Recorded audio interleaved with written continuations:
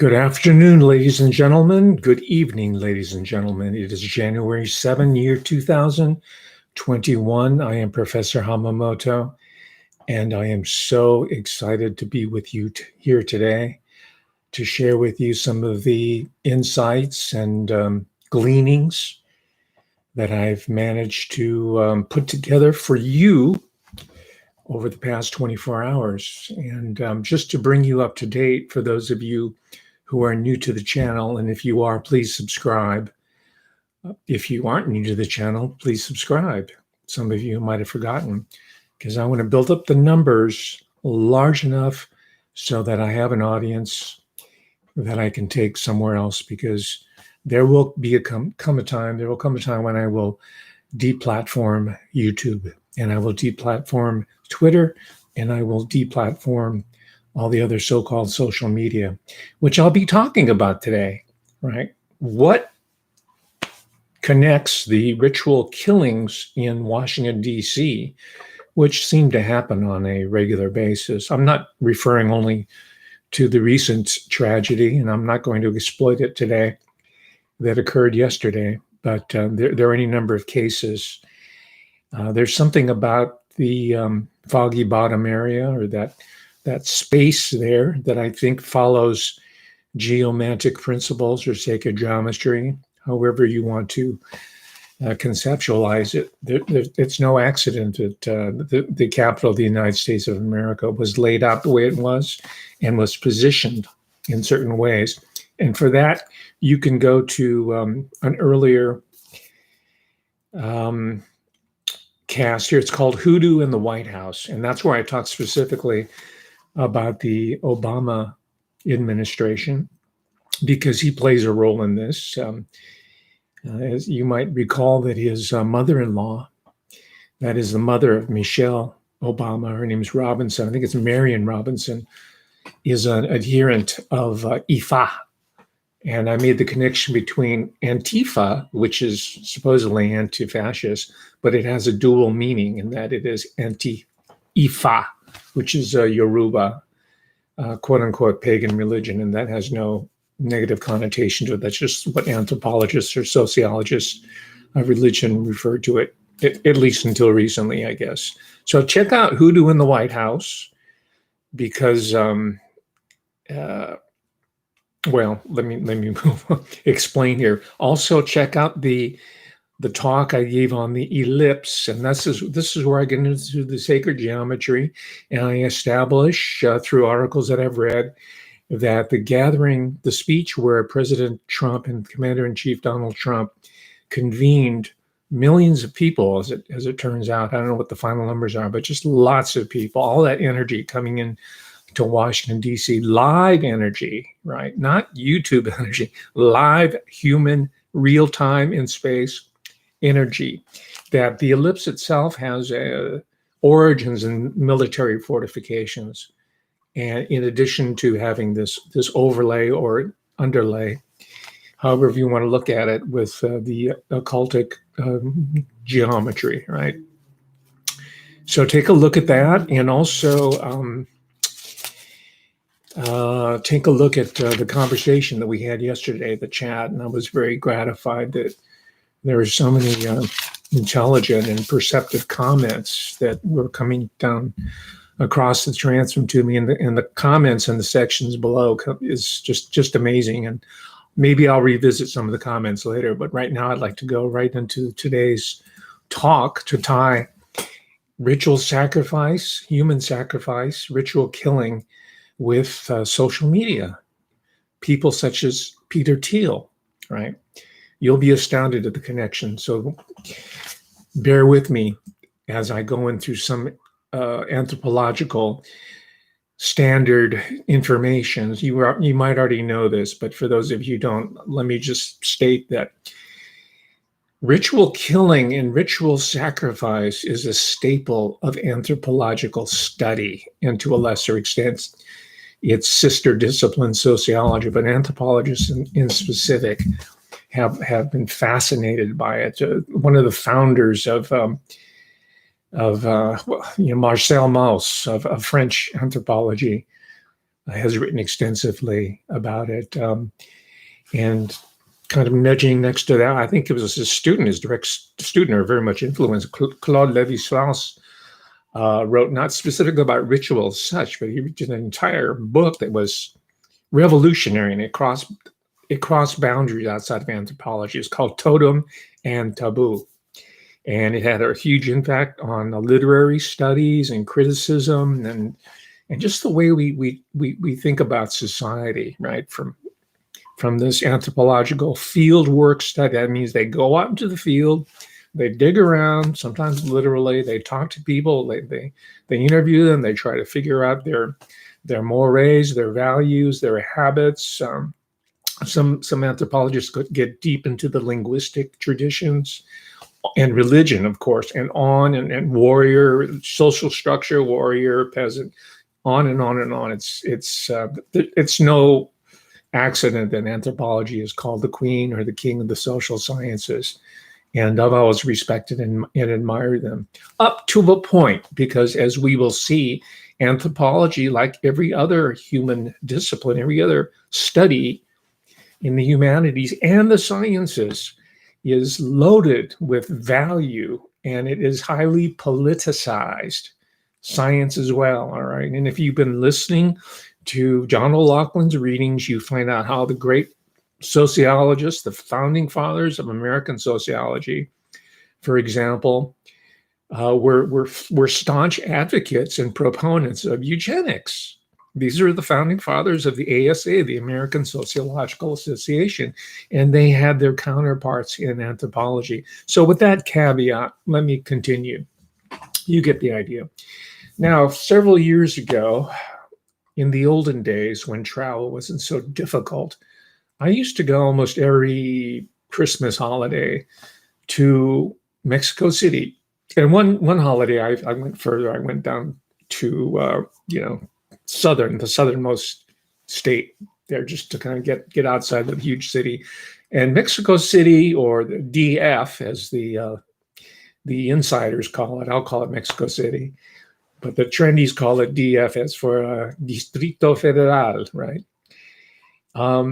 It's a world-class city. It's incredible. You have to, and that's why I kept going back. And it's just a place for someone like me. And of course, they have an anthropological museum and contemporary art, and you get the whole Spanish colonial history and Mexican national history, and it's just so deep and so rich. I just love it.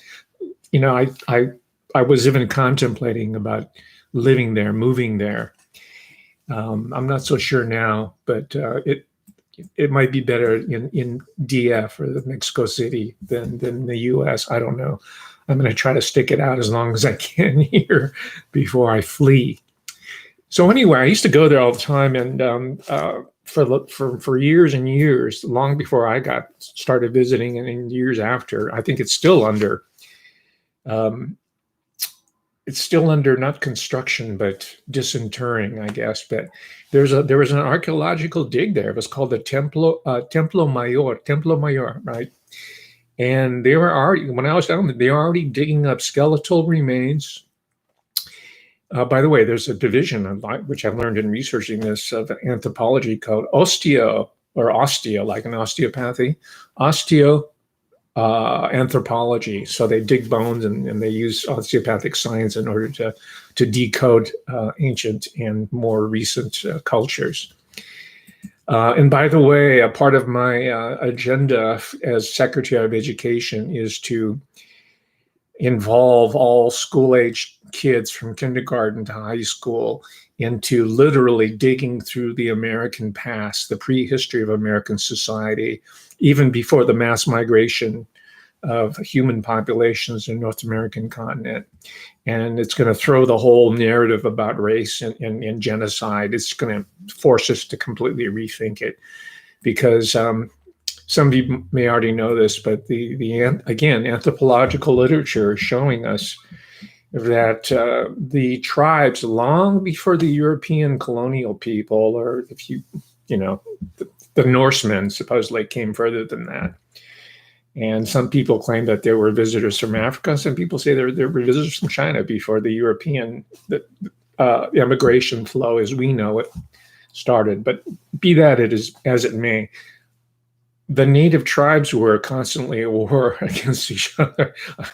And this is and it's just incredible wars, internecine wars between the different tribal groups. And of course, there are many different explanations that are advanced to try to account for the carnage and just the almost nonstop of violence from one human being against another.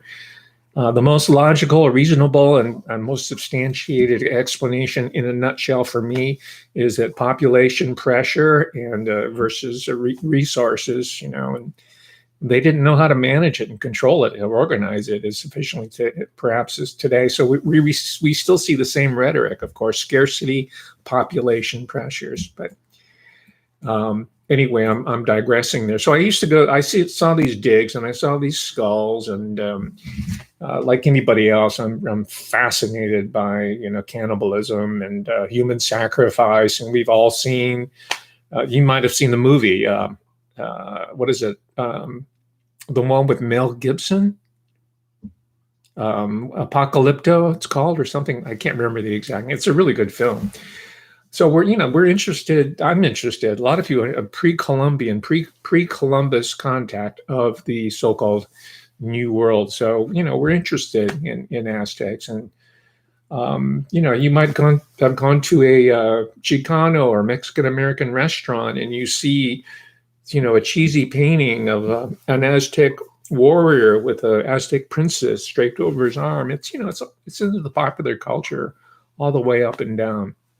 I think Apocalypto, and I really don't know, it's probably the most convincing for my money representation of what that was like. And by the way, the movie, well, if you don't mind me spoiling the ending, is that Mel Gibson is being chased through the jungle, but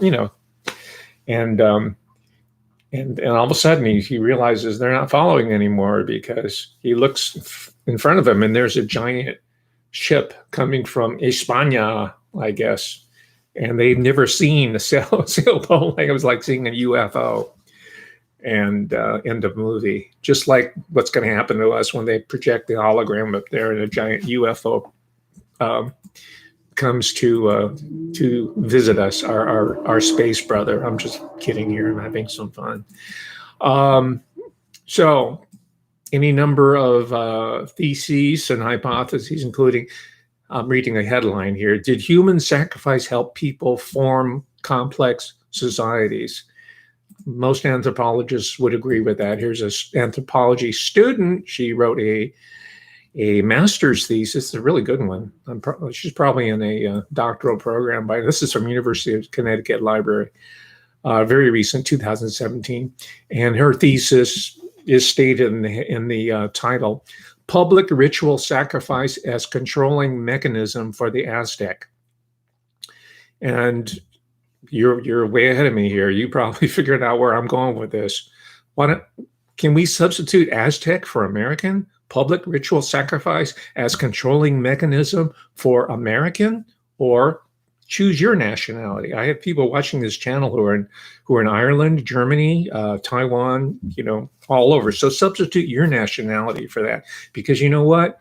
This seems to be, from the anthropological literature that I've read, and it seems to be a universal. It appears to be a cultural universal. Whether it's can stop or not, I don't know. That's not the question I'm trying to address here today. I'm just trying to address the realities of what's going on in 2021 in the United States of America, with all this rage directed at one single individual called Donald J. Trump, and all the different types of occultic forces that have been arrayed against him.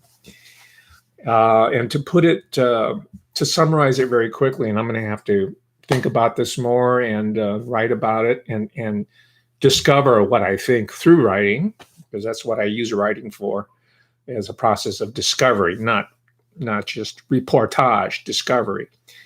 But I have come to the tentative conclusion that this whole idea, this phrase, this catchphrase of Trump derangement syndrome sounds good. It's very cute. It rolls off your tongue. It sounds pseudoscientific. Unfortunately, one of the problems I have with these meme meisters, like Stop the Steal, is that it short circuits thought. It prevents us from going into deeper root causes of what our problems are. And as we saw yesterday, a young woman was killed yesterday in lawful assembly and demonstration. She was gathered there with all intention of bringing peaceful change to the American Republic. And she was, from all accounts and from what I saw in the video, was shot in cold blood. So this is not playtime anymore. So stop the steal and all the fame whores you see running around. This is serious business here. This is dead serious. I'm sorry, I shouldn't express it. This is serious. Let's just leave it at that. So yeah, ritual sacrifice. Yeah, it seems to be so. Some of you have seen, about Burning Man, right? That whole ritual that all the acid heads and the LSD microdosers from Silicon Valley, it's kind of fallen out of. It's no longer a fad, but some of the big shots in Silicon Valley used to attend regularly, like what's that guy, the head of Alphabet, Eric Schmidt? Yeah, he would go there with 2 or 3 or 4 of his concubines, and people, as well as sort of neo-hippie type people.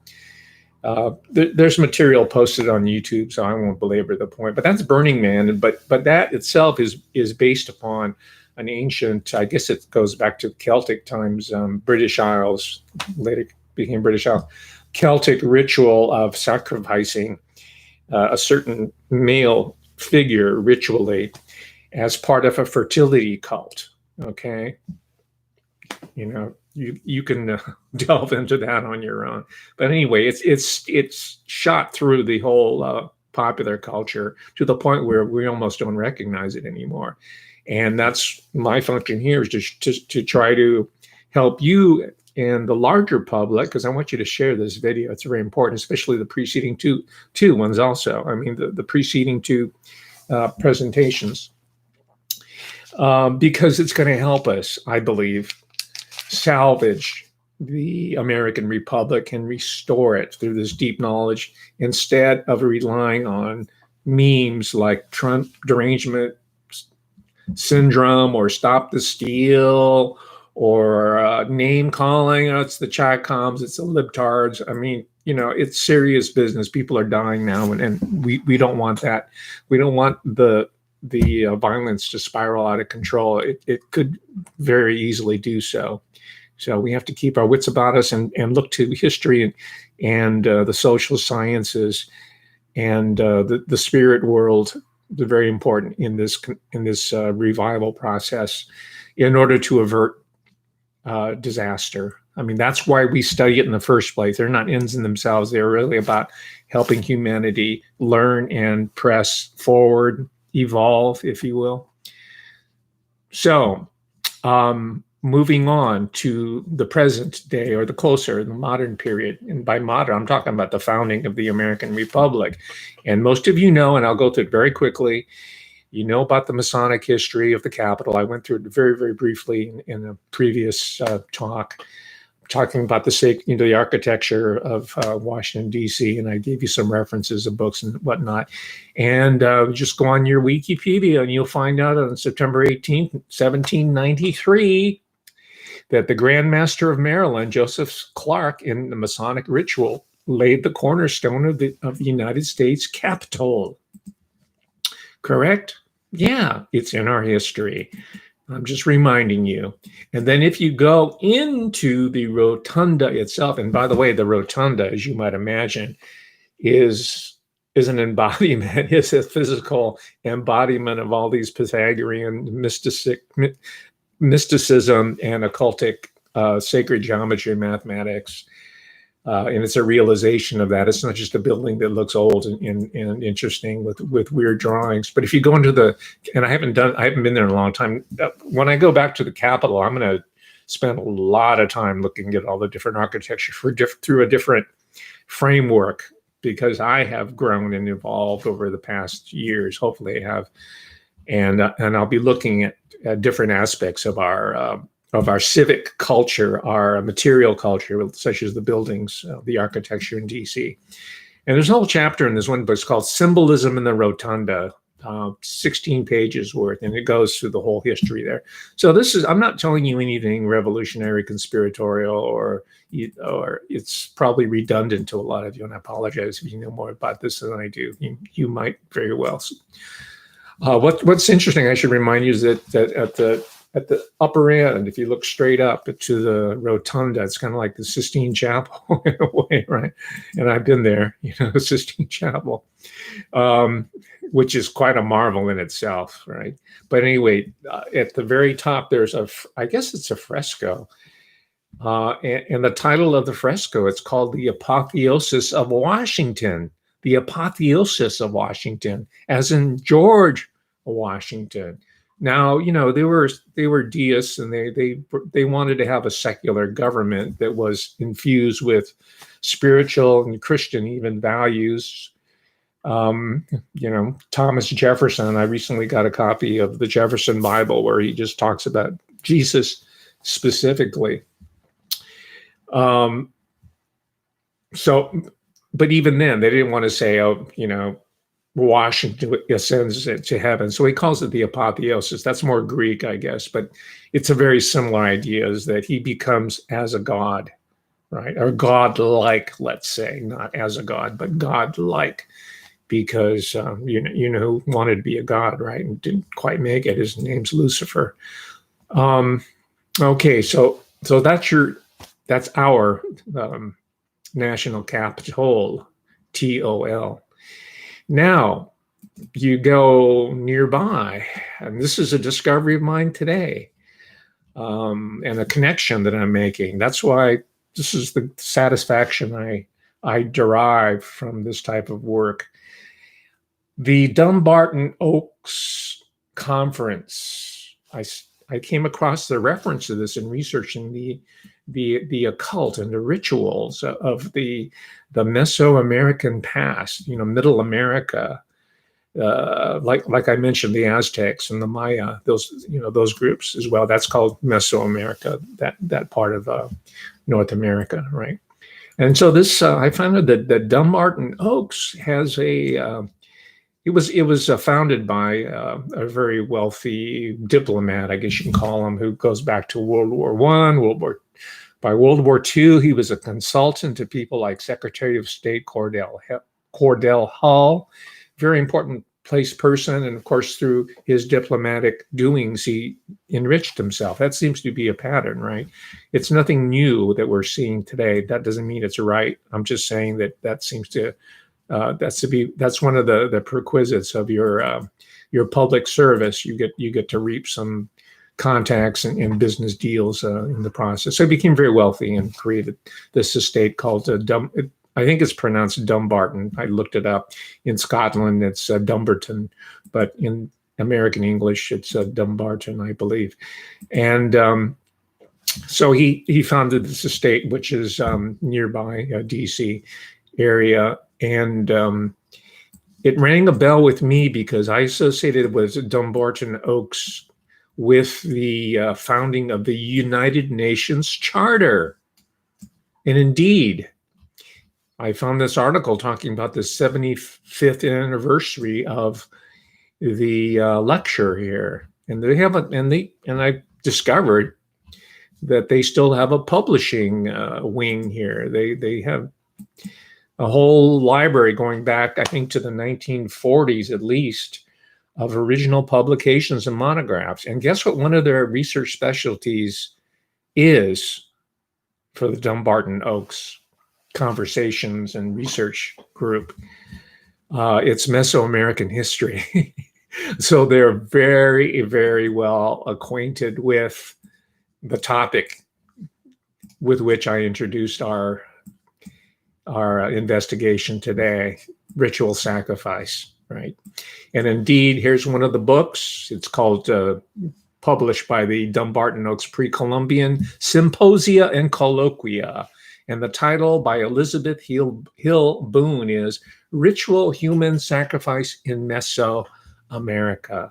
Isn't that a strange coincidence? The very institution that helped bring in world government, the United Nations, is also has for decades has been subsidizing research in the Mesoamerican past, right? The pre-modern past, because they realized that the foundations of what later became the United States of America go deeper, go past, extend further beyond the Constitution, the Revolutionary War, the Articles of Confederation. And that's why, by the way, pedagogically, when I become U.S. Secretary of Education, I will follow that lead and start digging into the Neolithic past of what is now the United States of America, and involve every boy and girl out there, K through 12, to learn mathematics, natural history, sciences, arithmetic, did I say that? Mathematics, geometry, of course, and getting fresh air and digging their hands into soil and the Mississippi mud. We'll study the ancient or the Neolithic civilizations of along the Mississippi River, right? And go through digs and all of it. Anyway, I'm starting to fantasize about my new job up in as a cabinet member. So let me extend. So that's Dumbarton Oaks. They're interested in Mesoamerica, and they're also interested in world government because that's the institution that helps subsidize the United Nations, the founding of the United Nations. Okay, let me move on here because I'm going to finish early enough so that we can see what George Webb and the charrette is up to when they return to the table with our friend John O'Loughlin. So here's a article I dug up here, so to speak, no pun intended. Anthropological Forum, Blood, War, and Ritual, subtitle, Religious Ecology, Strong Culture, and Human Sacrifice in the Pre-Modern World, right? And you notice it's always pre-modern. If you're an academic historian or sociologist or anthropologist, they're all, you can go up only so far in the historical timeline. When you start talking about what went down in 2021 on January 6th, then you will not hear anything. So that's where I am filling the vacuum here. The sound, the void, the silence of these people who should be saying, man, what's going on at the ellipse, the Capitol? What was that murder about? Gosh, it seems to have such a ritualistic purport or resonance to it. Instead, you have to listen to me, which is even better. You're very fortunate. A letter to an anthropological journal. Ritual human sacrifice promoted and sustained the evolution of stratified societies. Yes, as I told you at the outset, that seems to be the dominant explanation why ritual sacrifice developed and why it continues to this very day. And stratified means there's the kings, there's the nobility, and there's maybe the knights, and then there's the peasantry, right? And every set, I talked about Japanese society. You got the nobility, and you got the warrior class, and the farmers and the merchants. Every society is structured along certain stratum. And how do you hold it together? Because it's not, the priesthood might say it comes from God, but these are human creations, they're cultural creations. How do you keep them intact? Well, one way is, apparently, according to these anthropologists, is through periodic purification, ritual sacrifice, human sacrifice, right? Ritualized murder. And we might be in 2021, and we might consider ourselves modern and enlightened and beyond the barbarity, quote unquote, of these people. But you don't have to listen to me. You all should just look around to see that we bear strong continuity, or a strong resemblances to the people of the pre-modern past, more than we would like to admit. It's difficult, but we must, because we want to avoid carnage. We want to avoid cannibalism. We want to avoid institutionalized murder. And I'm not the first one to observe this. I know that. Okay, so let me get into the contemporary period. Where people like Peter Thiel. I'm used to saying Peter Thiel because he's a type. He's one of the Silicon Valley emperors that were put in place by ARPA, DARPA, CIA, NSA and NATO, right? They have become, as one of you perceptively noted, or was it me? I don't know. Let's take collective credit for techno-corporatism, right? He was put in that position, like Jeff Bezos, the whole honor roll of frontmen for these new companies, which have now, they've shown their hand. They're taking over. They're taking over. And the people on the left want that because they think it's going to bring in a utopian, socialist, free and equal society. Anyway, that's another discussion. So let me move quickly into this article that I will share with you. It's by Jeff Schellenberger. It's not an academic article, it's quite readable. And it's in a publication called Tablet, T-A-B-L-E-T. And the title is, this is a brilliant article. I'm so happy I found it today. The title is Human Sacrifice in the Digital Business Model. And my gosh, it was published just last year, July 19th, 2020. Journalism is still alive. This fellow here gives me a lot of hope for the future of journalism because most of it's just direct. If it's not with just pure celebrity promotion and self-regard and narcissism, it's just outright lies and propaganda, right? You know this already. Human sacrifice in the digital business model. Let me just read a short paragraph that's kind of the gist. And I haven't read the whole article thoroughly, so there might be parts that I quibble with, but I accept his main premise. And I think you will too. So I'm going to share this article with you as long as you don't try to resell it. I'm just sharing the information here. Here it is, quote, and what is the structure? He's talking about social media. It is an arena. It is an arena for perpetual conflict driven by an accumulation of grievances collected in a mass program of decentralized surveillance. Wow, what a sentence. What a sentence. I'll continue though, because I'm short on time here, but you can read it again, go over it. I have it highlighted. Next sentence.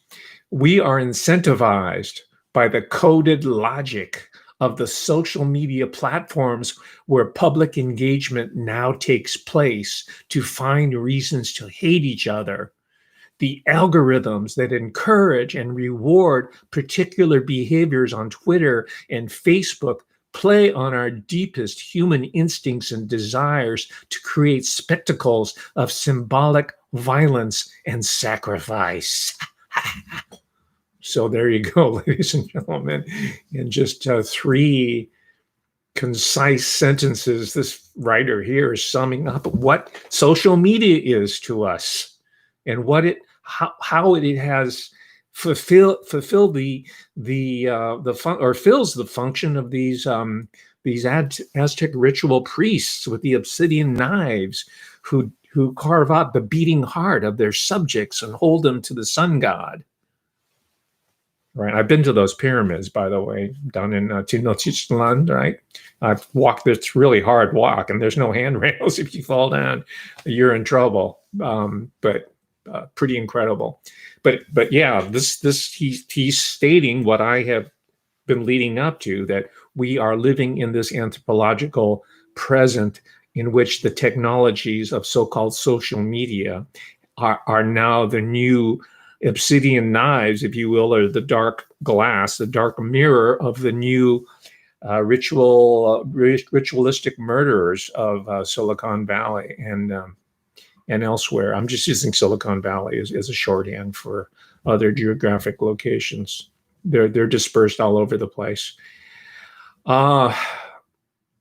Okay, so let me talk more specifically about one individual, because he's the person who put himself out in the public as a latter-day messiah of Silicon spirituality, if you will. I just made that up. His name's Peter Thiel, or Thiel, if you will. I'm giving him the German pronunciation, Thiel, Peter Thiel. And the article here is very perceptively, it's the headline here, the title of the article from City Journal, I don't know what city. I guess it's San Francisco or something. It's one of those, lifestyle / political cultural magazines that different cities used to have or still do have. It's called the City Journal. Title is called The Gospel According to Peter Thiel. So this person who's writing it, like me, detects a bit of a messiah complex on the part of Peter Thiel. And you know what I thought as I was putting together this monologue, this talk? I realized that my chief competitor for the cabinet position of U.S. Secretary of Education is none other than Peter Thiel. Oh boy, he can outspend me, but hey, I can outthink him, and I could run circles around him intellectually. I'm pretty sure. I'm positive about it. Even though he claims as his mentor from Stanford University, none other than the great professor, the eminent Greece, Dr. René Girard. He was a scholar at Stanford University who comes out of the literary world, and they like to say, "Oh, he's part anthropologist, part sociologist." He blasts through all the disciplinary barriers, and he's a brilliant guy. Don't get me wrong.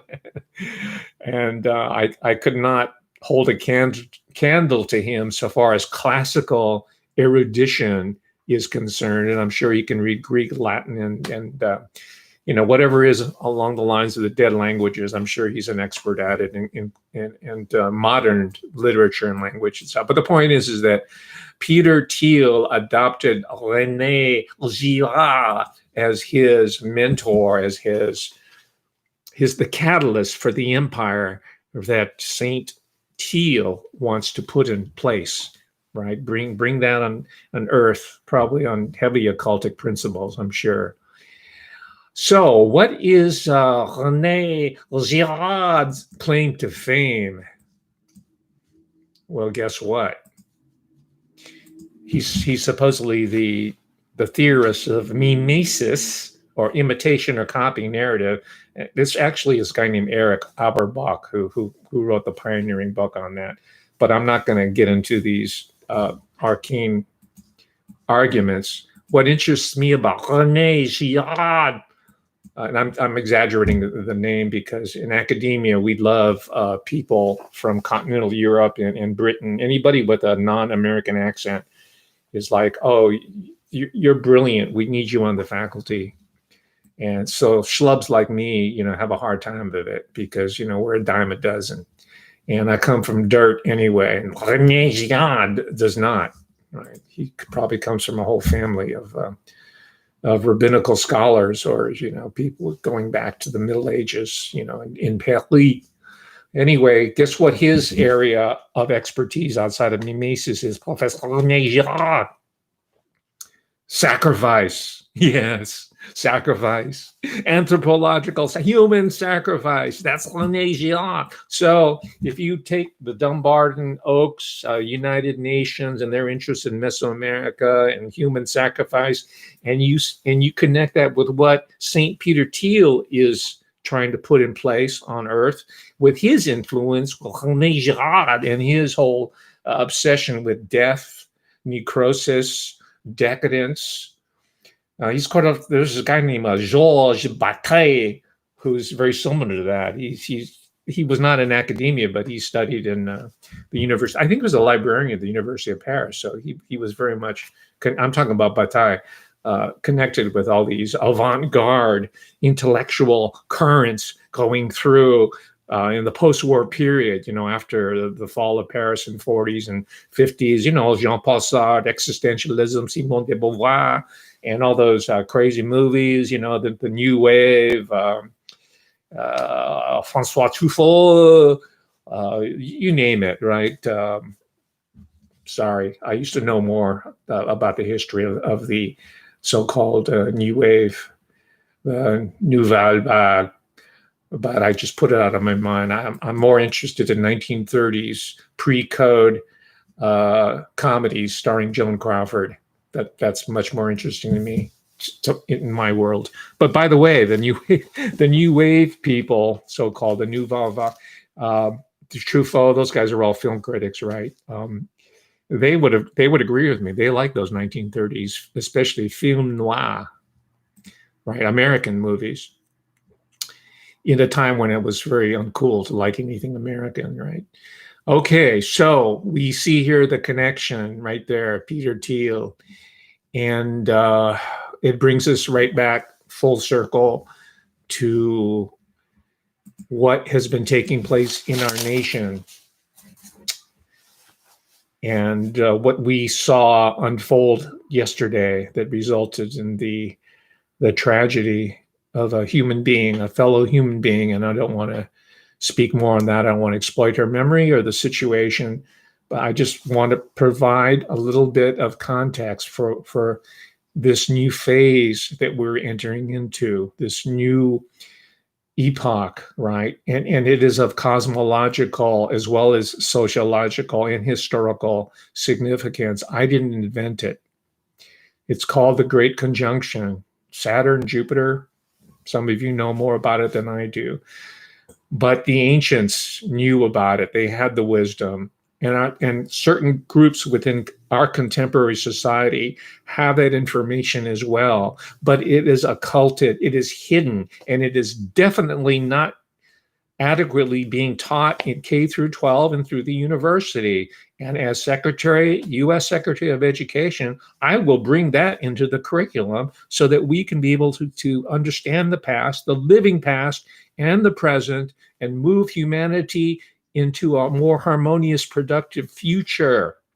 That's why this conversation is important. And that's why I thank you personally for joining me today. And I would like you to share this with other people because it has a very, very important practical component to it.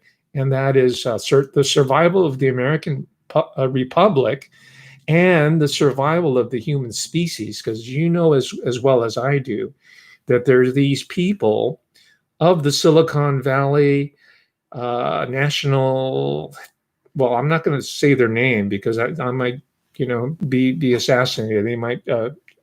They might shoot me with a virus or something. But you know the people I'm referring to. They're all of the peace. These are individuals who take their cue from the eugenicists and the ritual sacrificers of the modern period, the ritual priests who want to see a large percentage of the human population disappear off the face of the earth. And they, up till recently, had the upper hand. And I say up to recently, what changed that equation, that imbalance of power where they had it all and we had zero? Well, it was an individual named Donald John Trump. This is the reason why all these metaphysical and the dark forces are arrayed against him. And before I sign off now so that we can join our friend John O'Loughlin and George Webb at the Charette House, I would just like to share with you a vision/memory I had as I was waking up this morning. I had a thought, a vision, a dream, if you will, that the First Lady, Melania Trump, had within her circle a small grouping of individuals more powerful than any army, more powerful than the U.S. Space Force. And these were, I guess, it begins to fade out. I don't have more specifics. And if I had, I would share them with you. But I will just call them spiritual advisors. She's consulting very closely with spiritual advisors. And then I said, man, that's a really weird dream. But then when you think about it, every inhabitant of the White House has had spiritual advisors. Every single one. I just talked about Michelle Obama, right? Her spiritual advisor were Voudon or Santeria or Ifa priestesses. And we know about Hillary Clinton. And we know about, let's say, Ronald Reagan. Nancy Reagan consulted with the celebrity astrologer Jean Dixon.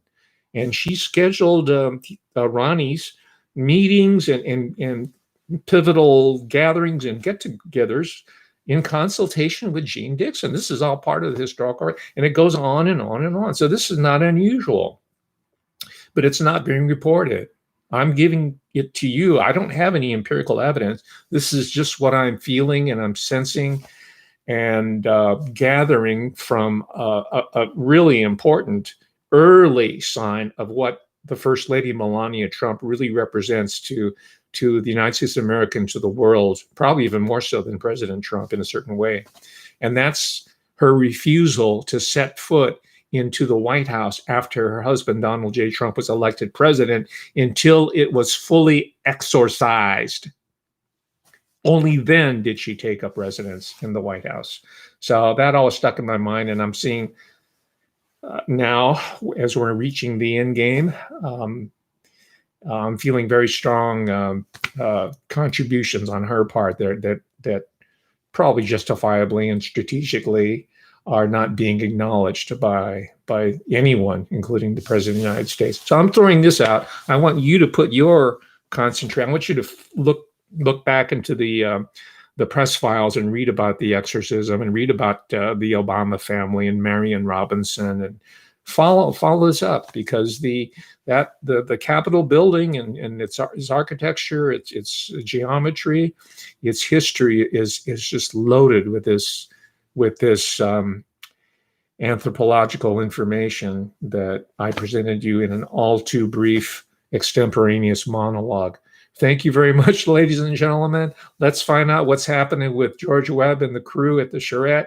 Go down there, fill yourself up with some hot matcha or Assam black tea or ginger beer, and I'll see you on the other side. Thank you very much, ladies. Please share this with your friends. This is an important discussion for you to have with them. Thank you. Bye.